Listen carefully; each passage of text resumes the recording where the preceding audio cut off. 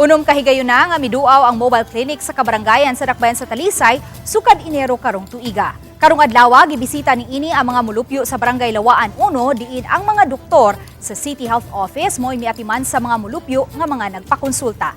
Lakip sa libreng serbisyo nga gitanyag sa mobile clinic ang laboratory test sama sa X-ray, ECG, blood test ug daghan pa.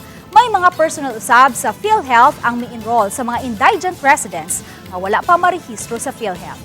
May mga pack meals usab nga gipanghatag alang sa unang 150 ka mga molopyo nga mi-avail sa serbisyo sa mobile clinic. May mga tambal usab nga gitanyag ang City Health alang sa mga naresitahan. May libreng ibot sa ngipon usab nga gitanyag sa dental mission. Everyday mga ninigid ma'am, mga magkonsulta ta, mo adto ta sa barangay, ato sila mananaw para ang atong mga constituent dili na mahago pag ato sa health center.